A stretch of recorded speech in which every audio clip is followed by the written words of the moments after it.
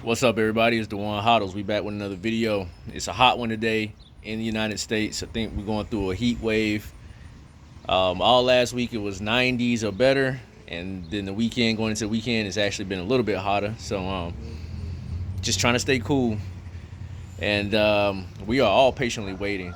Those who've been watching this channel, we're patiently waiting for the cryptocurrency bull run. And you know what's funny, as I'm noticing on Twitter and social media, some posts from anons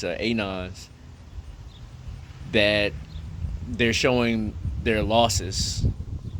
They show their wins as well, but you got a few who show their losses in some of these scam projects, these scam tokens, and you should be very careful of that. This is one thing that I had a couple scares with last bull cycle when I did used to heavily play around in DeFi and these tokens and shitcoin, trying to multiply my funds quickly before the bull run really took off. Because at that time, what I was making, I didn't feel like it was going to be enough to get me a good footing in certain projects that I wanted to be in. So I was just trying to flip some money, make 20K, 30K, 40K, off just holding random shit coins or. So it still goes on. And actually, I think it's going to go on. It's probably going on much, much more. It's proliferated more than last bull cycle. Seeing that you got influencers and people still that were in that underbelly of the market now calling themselves influencers to the new batch of people, or you have people who came in late into that whole phase of the underworld, and now they believe that this is their now they're early. This is their opportunity to get a footing in and try to get lucky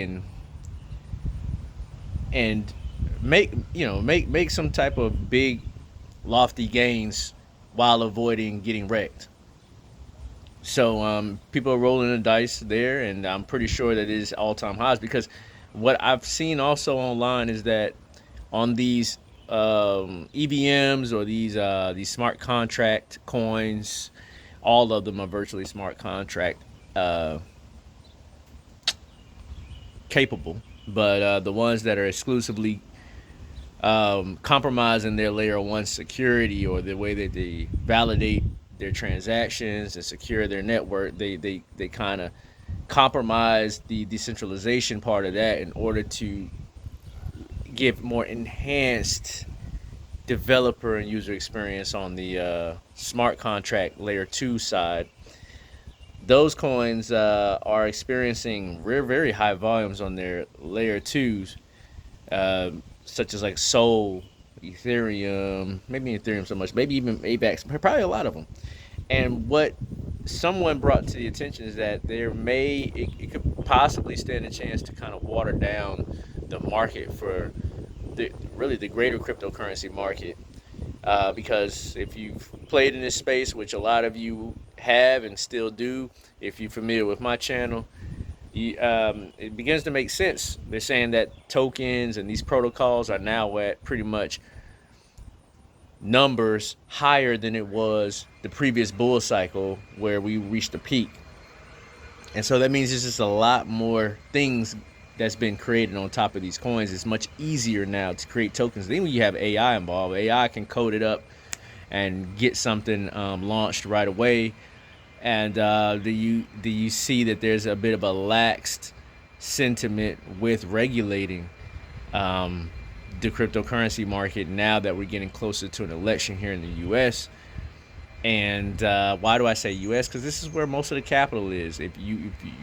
And most of the purchasing power. The U.S. dollar can allow you to acquire way more shitcoin than a peso, than a rand, and so forth, than a yen, than a won. And so, yes, this is the financial hub. This is where it all begins. This is why a lot of people said that this is such a big deal when Bitcoin got approved for its spot ETF in the U.S. Understand? Because this is the financial hub, right? This is where most capital is and purchasing power. So, with that being said, all these tokens is being created now, and there's so many more of them. This could water down the price of a lot of those very blockchains that they've been created from. And if you know, you know, but you know that you have to acquire the token initially, which is, I'm sorry, the native blockchain coin initially to be able to acquire the token that you want, which can create a bit of it can create a bit of sell pressure on that coin. Not that it will sell it down, but that it will almost act like I've said before, like derivatives, right? Like you're proliferating derivatives, and then like it's almost like naked short selling itself in a way, if you follow me. So anyway, that's just a theory, and I thought that was interesting. And the only reason that was brought up is because they're showing it as a result that Bitcoin has exceeded all-time highs, still hanging around near all-time highs, while many altcoins are well off. Well off their all-time highs. So that's the first time I've seen that since altcoins have really became a thing, is that they're so well off their all-time highs, while Bitcoin is already at its all-time highs and reached it, exceeded it. Of course, you can attribute that to as well to the ETFs, right? Spot ETFs. So yeah, man, this is something to think about. I thought that was interesting, but nonetheless, we're waiting patiently. Charts look phenomenal. There was something too I was thinking about while looking at Bitcoin's chart, because I'm not obsessed with it, but I think we're all a little traumatized from how the previous bull run went. Bitcoin should have went to $100,000 last bull run. That's without a doubt. We do understand that there was some over cross collateralization, a lot of leveraged long positions, and so when you have a lot of leveraged long positions, they tend to sell. There's no really incentive for them to wait to hit 100,000. If you get out first and you get out with major gains, then the price will kind of get hit, and then somebody else say, I'm gonna get out, and it becomes a domino effect of traders.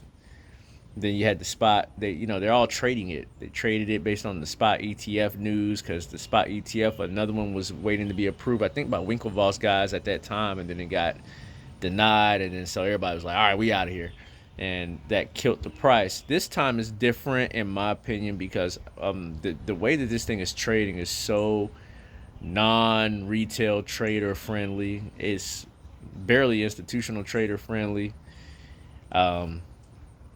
If you're a trader and you tried to trade Bitcoin at all, within just this year, you probably got chopped up and liquidated quite a few times, unless you just, I don't know, because of the way it'll false breakout, many false breakouts we've seen.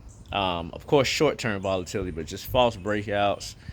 A lot of liquidations happening. It's definitely an accumulators, a long-time hodlers market at this point, since large institutions have essentially hijacked this market for Bitcoin specifically. And yeah, this is where we're at. So yeah, I'm gonna try to keep this under 10 minutes. I'm just rambling, but anyway, it's a nice day outside, man. We're waiting patiently. Patience is the key, because we're in the right spots.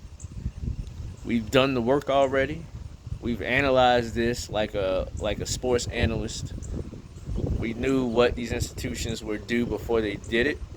We dissected the news. We knew BlackRock was coming in. We knew what was to follow if BlackRock comes in. We knew regulation would be much more friendly. And now it's an election year. I think the last domino to fall is the race. All right, I'm gonna get at y'all.